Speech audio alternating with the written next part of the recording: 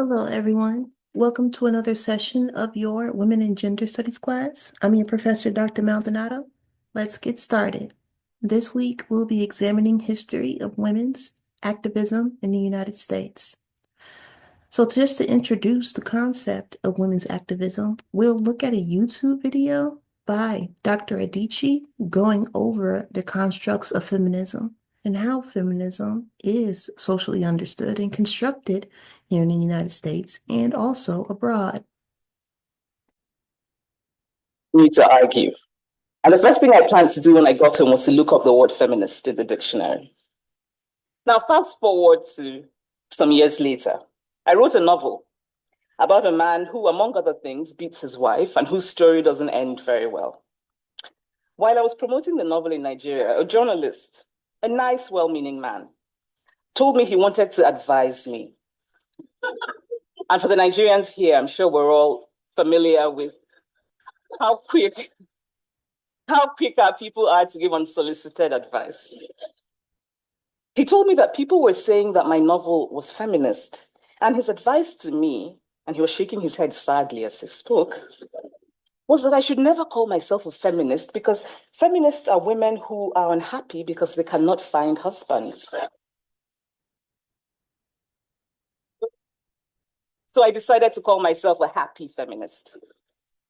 Then an academic, a Nigerian woman, told me that feminism was not our culture, that feminism was an African, and that I was calling myself a feminist because I had been corrupted by Western books, which amused me because a lot of my early reading was decidedly unfeminist. I think I must have read every single Milton Boone romance published before I was 16. And each time I try to read those books called the feminist classics, I get bored and I really struggle to finish them. But anyway, since feminism was un-African, I decided I would now call myself a happy African feminist.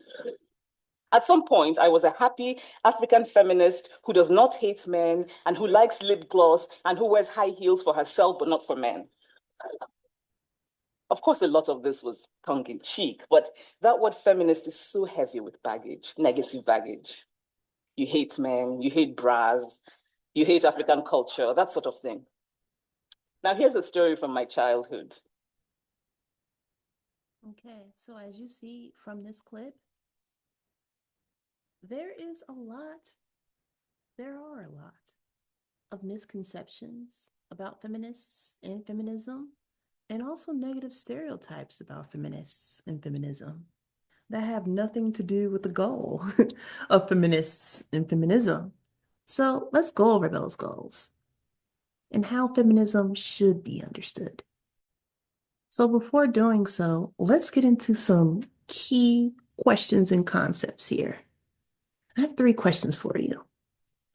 What is the difference between equity and equality? Is there just one type of feminism or multiple types? What is the practical purpose of having multiple types of feminisms? Let's go over the first question. What's the difference between equity and equality? Equity is all about leveling the playing field in order to give resources to those without resources, in order to give everyone the same chance to participate within a given opportunity. So imagine a foot race. You have a finish line and you have a start line. However, two competitors do not start out at the same position at the start line. You have competitor A who's at the start line, but competitor B, they're 10 feet away from the start line, behind the start line. So if you were to let this race continue, it would be inequitable. Why? Because person A has a 10-foot head start than person B. So in order to make the foot race equitable, you would make sure to allocate enough resources and time in order to make sure that person B will start out at the start line just at the same position as person A. Then that race will be equitable. Why? Because both person B and person A have the same opportunity in order to start out at the same start line together, instead of having a 10-foot advantage or disadvantage from one another. So equality, that's all about treating people equally despite difference. Now, you may have some societies who champion for equity, but not equality. Why? Because even though equality sounds great, and indeed it is, equality also has this con where you can treat people the same, but ignore their difference. And differences are what makes people and groups unique and special. So if you treat people the same regardless of difference, that can end up in inequity, right? So let's say that you have a foot race between someone with feet and someone with only one foot. That race would be inequitable and it will also be unequal, right? Because you're trying to treat people the same despite their difference. However, it's inequitable because you have the advantage of a person with 2 feet versus a person with only 1 foot, right? So keep those in mind, the differences between equity and equality. Now, there are multiple types of feminisms, and I'm going to show you how and why. So we have this paint exercise, and I'm going to draw an illustration to show you why there are different types of feminisms and what they do in order to accomplish the same goal, which is institutional equity and also equality represented by IEE. Now, you have this start line that is illustrated by green. And you also have all of these different types of feminism: Black feminism, Chicana feminism, intersectionalist feminism, multiculturalist feminism, and all these other types of feminisms that you can think of, right? That I'm just showing how you can represent through multiple arbitrary systems, right? And symbols. Okay, so because you have different types of feminisms, they have different investments within their group. So because they have different investments, that means that they have to meet the needs of the unique individuals that are in their group. So the needs that are in the first group of individuals won't necessarily match the needs that are in the second group of individuals or feminists. Why? Because they have different members that have different needs and requirements within their group due to the makeup of those members within that group. Okay. So because we have different members within each group here, they have different needs, and those different needs will necessitate different investments, and those different investments will result in varying strategies in order to achieve institutional equity and equality. So let's draw a diagram. The first group of feminists, they may fly to institutional equity and equality. The second group of feminisms, they may walk to institutional equity and equality. The third group of feminists, they may hopscotch to institutional equity and equality.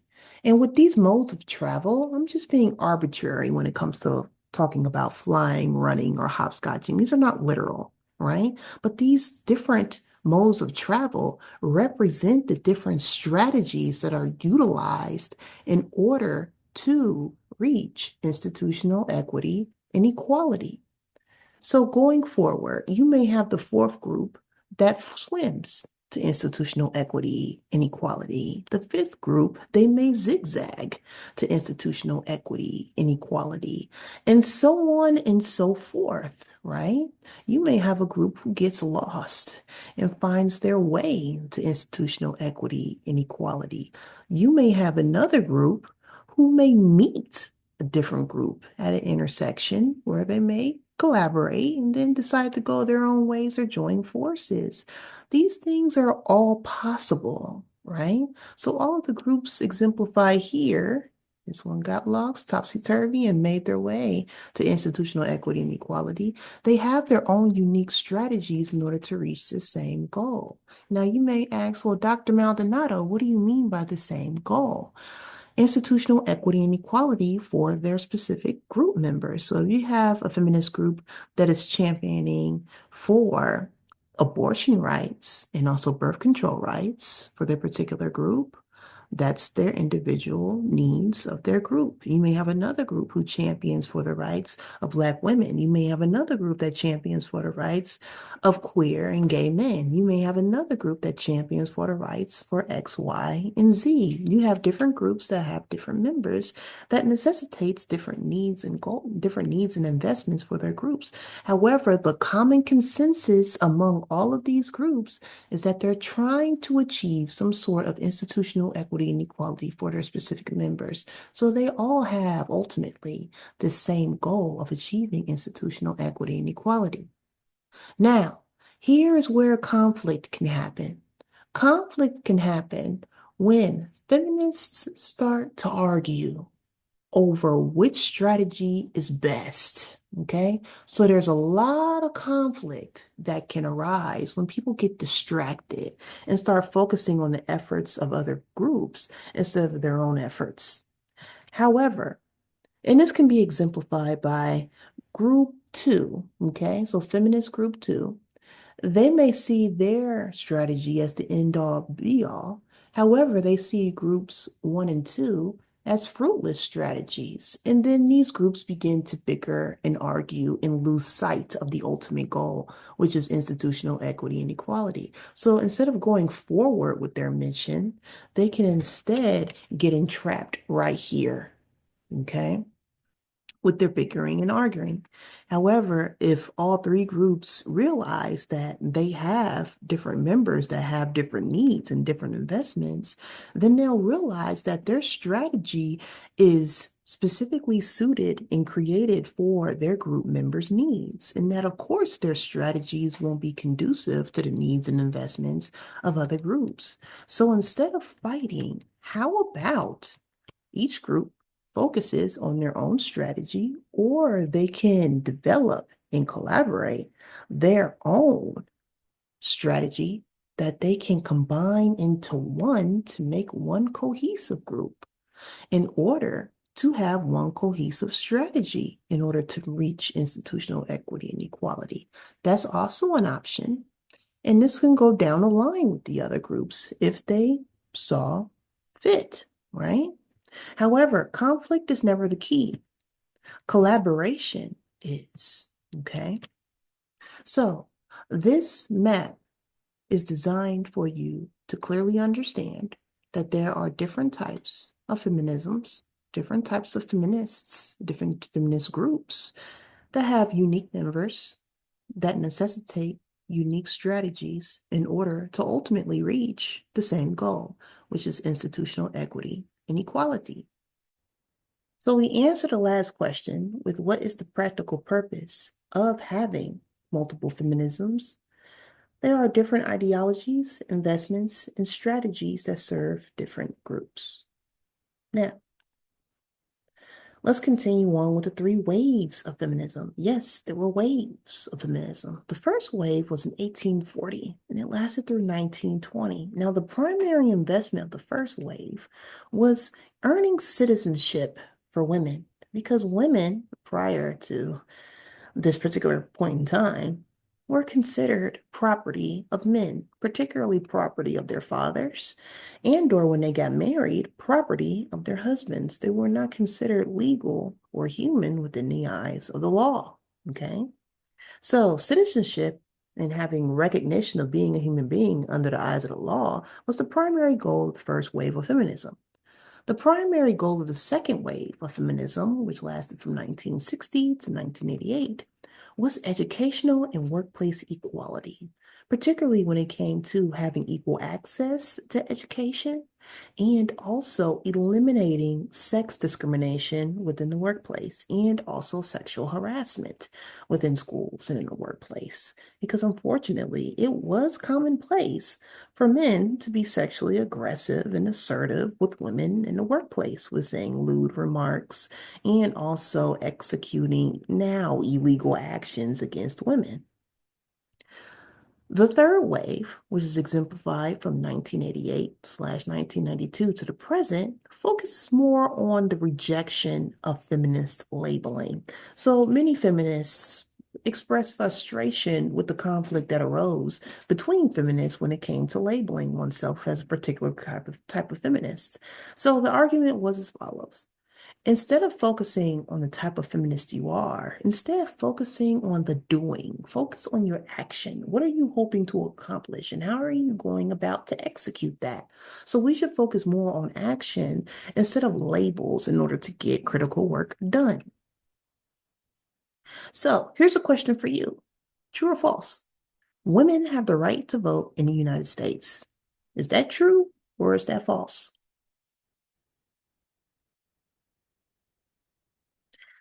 Many of my students express frustration when they hear that the answer is false. Women do not technically have the right to vote in the United States.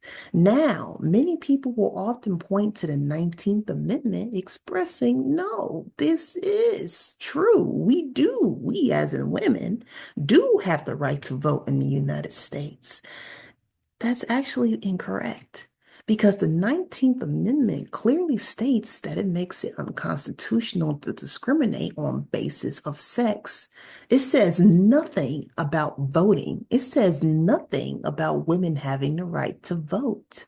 So make sure that you know your laws and how the games that are played in order to somewhat in the future retroactively cancel these laws due to the ambiguity surrounding the language in which the laws are written.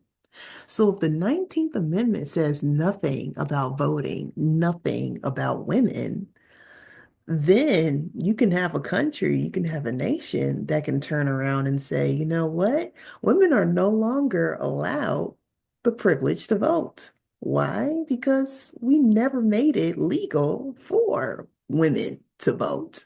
Okay. The 19th Amendment says nothing about voting, nothing about suffrage, nothing about women. So the 19th Amendment was improved in 1919 and ratified, meaning became legalized in 1920. Now, the 19th Amendment specifically only benefited middle and upper class white women, not poor working class white women, not women of color, not any other type of woman, not immigrant women. Okay. So middle and upper class white women, they used the 19th Amendment in order to vote. Okay. Meaning that they couldn't be turned away on the basis of their gender, right? However, the 19th Amendment, again, has nothing to do with suffrage, nothing to do with voting, and nothing to do with women. So the ERA came about, okay, because folks started to realize the tricksterness of the ambiguity when it came to the 19th Amendment. So the Equal Rights Amendment promises to guarantee legal rights to American citizens, regardless of gender, specifically in marriage, divorce, property, employment, and etc. Now, I want you to notice the language of the Equal Rights Amendment. It says to American citizens. What does this category exclude? You guessed it, non-citizens, immigrants who are not naturalized or who are not permanent citizens.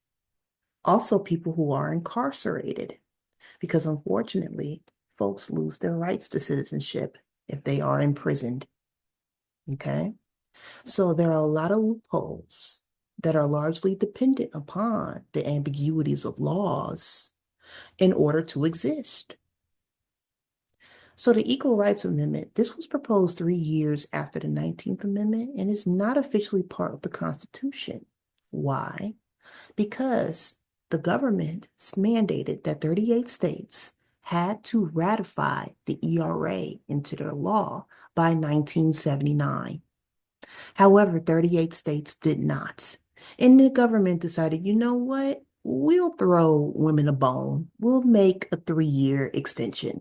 So by 1982, if 38 states ratify the ERA, then we'll make the ERA a federal law. However, Virginia became the 38th state to ratify in 2020, which was 38 years, ironically, too late. Okay. So let's look at some states that have ratified the ERA. So here's a map of the states that have ratified the ERA. Okay. All the green states have ratified the ERA. However, the purple states, they ratified the ERA, but later rescinded. Okay. That includes Kentucky, Tennessee, South Dakota, Idaho, and Nevada. All the red states have not ratified the ERA. That includes North Carolina, South Carolina, Georgia, Alabama, Mississippi, Louisiana, Florida, Arkansas, Oklahoma, Missouri, Utah, and Arizona. So if you go to this source, it also shows you the date in which they ratified the ERA as well.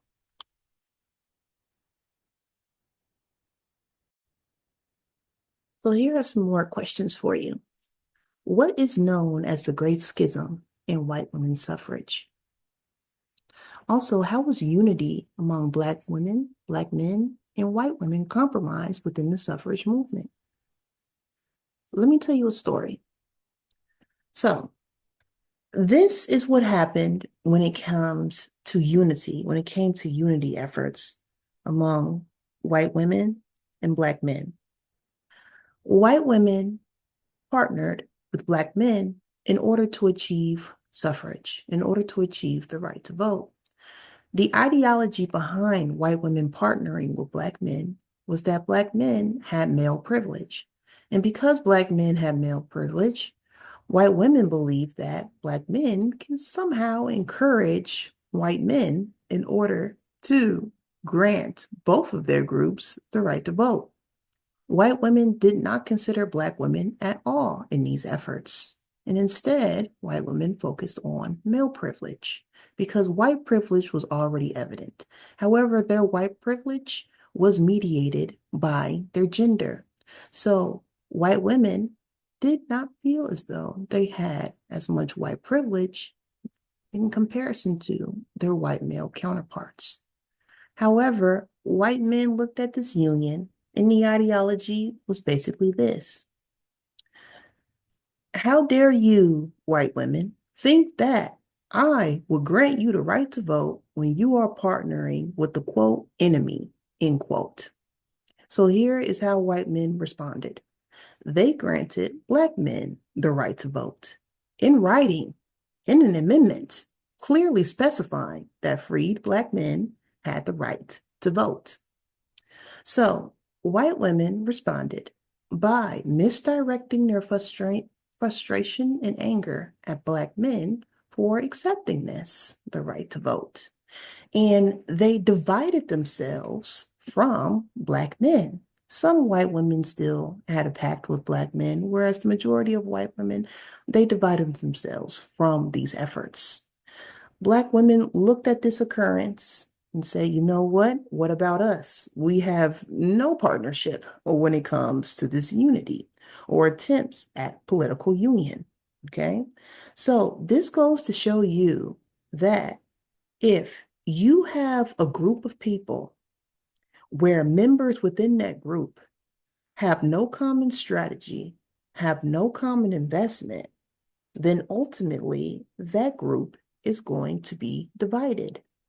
And when it comes to unionist efforts in order to collaborate with one another, all groups have to be particularly wary of divisionist strategies, of segregationist strategies in order to divide a group, okay?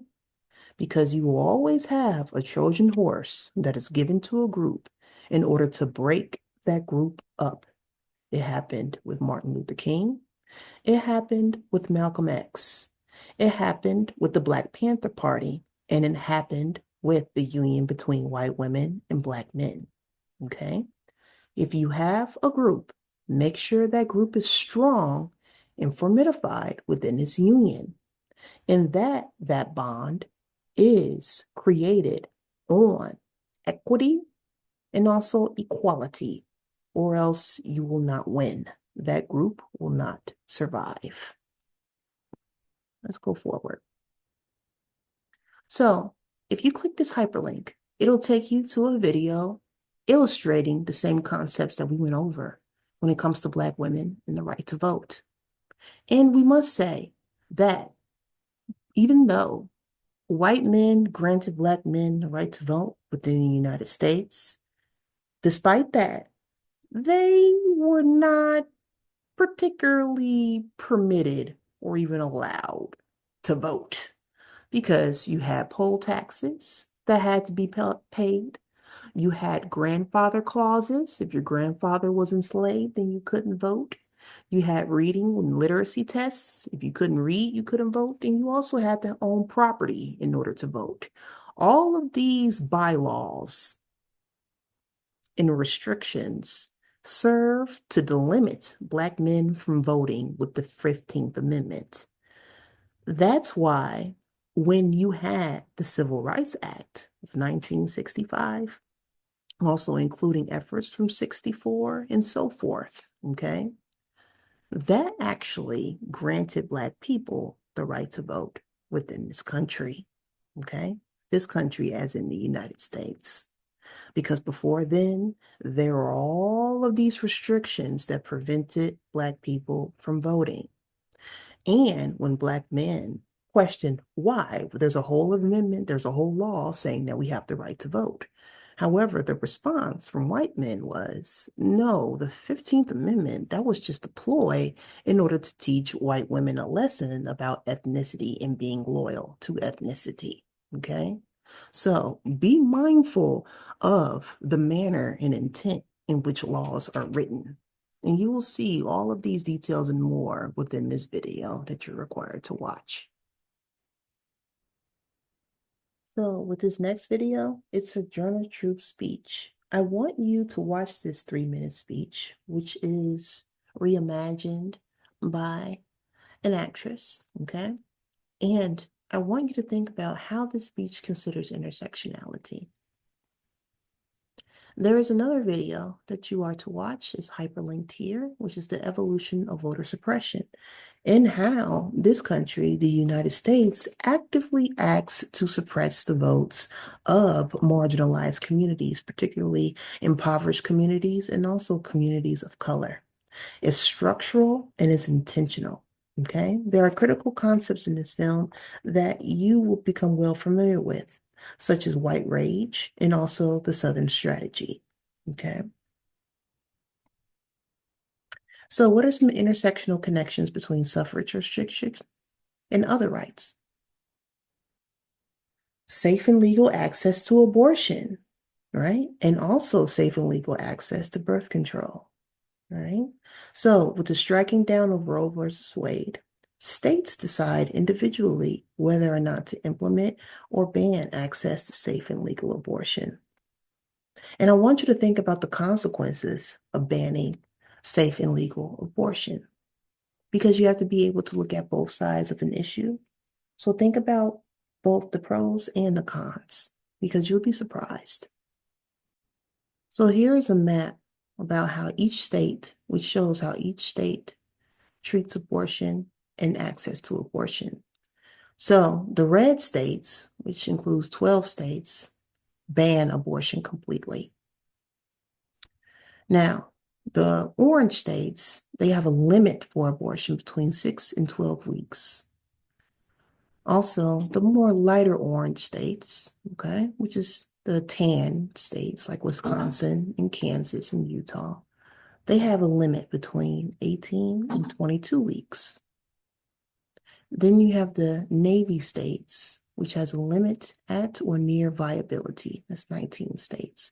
And then the darkest of blue states have no limits on abortion.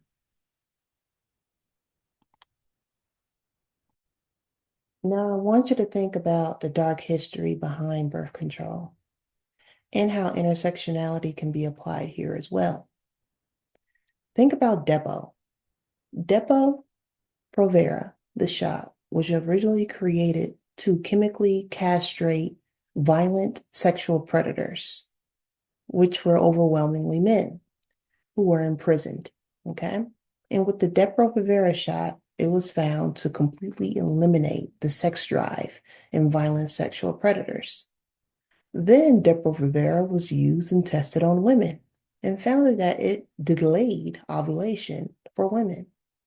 So it has been marketed and used as a viable birth control measure for women. However, I will definitely encourage you to read the pros and the cons behind Depo-Provera. Also, birth control, dark history-wise, includes the United States unconsensually sterilizing poor women, illiterate women, women in Puerto Rico, and also poor Black women by tricking them into participating within trials or going to the doctor to sign up for a procedure that they needed. However, in addition to that procedure, or used as a cover as a fake procedure, many doctors sterilized women, particularly Black women, poor women of all backgrounds, and illiterate women, because many doctors in the government believed that these particular types of women should not reproduce. So those are some dark histories behind birth control and forced abortions and also forced sterilizations of disenfranchised women. On the other hand, think about benefits and drawbacks to birth control. Many people use birth control in order to curb their acne or to balance their hormones or to regulate their cycles. And others use birth control in order to prevent ovulation in efforts to ultimately prevent unwanted pregnancies.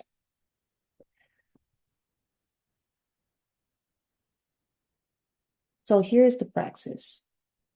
A critical reminder is to always know that oppression works systematically via institutions. If you have a systemic imbalance of equity and equality, then there will be a systemic retaliation against social justice efforts that are aimed to balance equity and equality. So always make sure to implement social justice efforts in your own personal, academic, and professional realms in order to balance this unequal and inequitable society in which we all live, not only in the United States, but also internationally and or abroad. There are also other videos that I want you to consider, such as the Black Panther Party and their practice and how their efforts can be deemed as feminist, and also several different videos on how teachers at the K through 12 level also engage in feminist praxis in order to teach students, young students, about discrimination, ethnicism, and prejudice. Let's get back to the Black Panthers. So the Black Panthers was a civil rights group, and they implemented praxis, which is that fancy word meaning social change, by recognizing a societal problem, applying knowledge to purposeful actions, and ultimately implementing social change for their communities. Now, the Black Panthers were a group more predominantly of Black Americans, but they also made sure to work with poor whites, also made sure to work with Puerto Ricans, also made sure to work with Mexicans, also made sure to work with anyone who would be a part of this group. Okay. Now, often these groups were faced similar oppressions that they did from the same oppressor, which were middle and upper class whites, particularly when it came from the Ku Klux Klan. Okay? Because the Ku Klux Klan isn't made up of poor whites or just random people in sheets. The Ku Klux Klan members, they can represent judges, police officers, firefighters, department workers, teachers, everyone, okay? That's why it's critically important in order to collaborate. And in your collaborations, you have similar goals. So you can devise a formidable strategy in order to implement social change to improve your society.